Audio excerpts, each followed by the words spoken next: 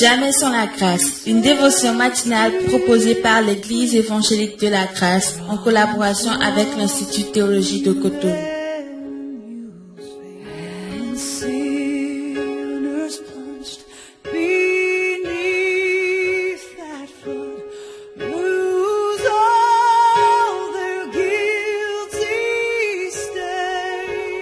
Chers amis auditeurs de votre émission préférée, Jamais sans la grâce, un nouveau rendez-vous, une nouvelle journée, une nouvelle provision, comme aime à le dire Pasteur Arnold, qu'on aime beaucoup et qu'on remercie pour avoir initié justement cette émission qui bénit beaucoup de gens partout en Europe et en Afrique spécialement.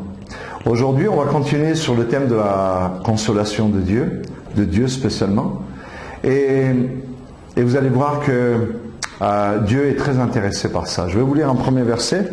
Le premier verset, c'est 2 Corinthiens 1, versets 3 et 4. Il est dit: béni soit Dieu, le Père de notre Seigneur Jésus-Christ, le Père des miséricordes et le Dieu de toute consolation, qui nous console dans toutes nos afflictions, afin que par la consolation dont nous sommes l'objet de la part de Dieu, nous puissions consoler ceux qui se trouvent dans quelque affliction. Donc, ici, si Dieu nous est présenté comme étant le Dieu de toute miséricorde et de toute consolation, ça veut dire que, et l'apôtre Paul en parle bien dans le verset juste après qu'on vient de lire, donc, c'est qu'il y a un vrai besoin de consolation. Avez-vous remarqué ce qu'on fait quand les gens échouent, quand les gens ont des problèmes, etc. Il y a plusieurs possibilités. Soit on est emprunté parce qu'on ne sait pas quoi dire. On ne sait pas quoi dire. La souffrance des gens parfois nous gêne un petit peu. Et des fois par pudeur, on n'ose pas dire quoi que ce soit.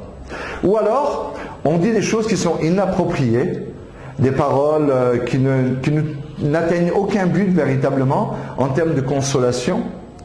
Par exemple, si un homme ou une femme perd un enfant, bien sûr, on peut lui dire la vérité. La vérité, c'est que, tu sais, ne t'inquiète pas, ton enfant est au ciel. Le jour où tu vas mourir, tu vas le retrouver. Et puis vous serez de nouveau ensemble. Mais des fois, c'est des mots qui sont trop évangéliques. C'est une consolation trop évangélique. Dans ce type de consolation, dans ce type de situation.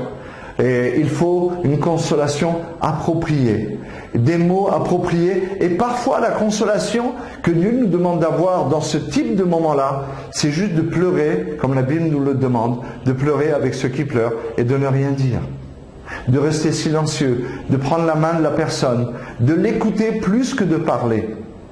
Parce que consoler, c'est vraiment être là pour soutenir, soulager, rafraîchir, encourager, exhorter. Et le mot exhorter, ça ne veut pas dire simplement crier derrière un pupitre « Repentez-vous, faites ceci, faites cela ».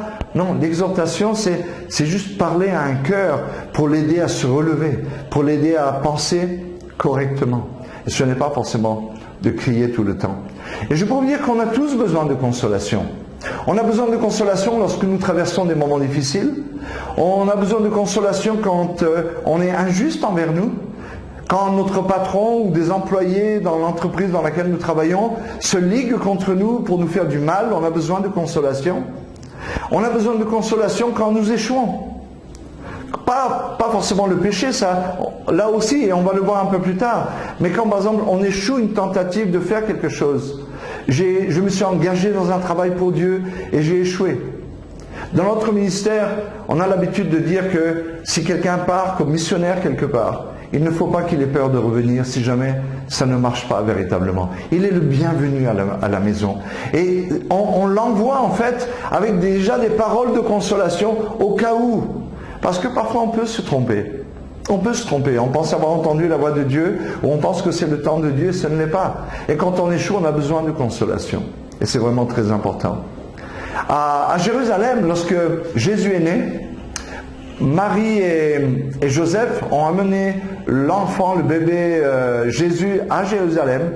Et là, ils ont rencontré 2 personnes. Ils ont rencontré Anne, une veuve qui était là, qui était veuve depuis très longtemps, depuis sa jeunesse, et qui était là dans le temple et qui priait, et qui jeûnait, et qui priait, et qui jeûnait instamment. Elle était connue pour ça. Puis il y avait un autre homme assez âgé qui s'appelait Siméon. Regardez ce qu'il a dit de lui. Il est dit, « Et voici, il y avait à Jérusalem un homme appelé Siméon.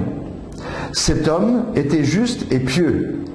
Il attendait la consolation d'Israël et l'Esprit Saint était sur lui. » Et l'Esprit Saint était sur lui. Qu'est-ce que Siméon attendait? C'était assez intéressant. Il n'attendait pas des miracles, il n'attendait pas de l'argent, il n'attendait pas toutes ces choses-là. Il n'attendait que la consolation d'Israël. Mes amis, c'est quelque chose qui est important. Lorsque vous passez des moments difficiles, vous pouvez vous attendre à beaucoup de choses. Vous pouvez vous attendre à être plus fort, vous pouvez vous attendre à avoir une chance pour recommencer quelque chose. Non, ce que vous avez besoin lorsque vous échouez, si aujourd'hui vous échouez, vous avez besoin de la consolation de Dieu. Et vous allez voir que petit à petit, vous allez comprendre ce que je veux dire. Siméon n'attendait que la consolation d'Israël. Et il a dit, maintenant ton serviteur peut partir. Mes yeux ont vu le Messie, mes yeux ont vu la consolation d'Israël. Que Dieu vous permette de voir la consolation, que Dieu vous permette de la recevoir dans tous les moments de votre journée si vous en avez besoin. Elle est disponible pour vous et Jésus est venu pour ça. Que Dieu vous bénisse et bonne journée.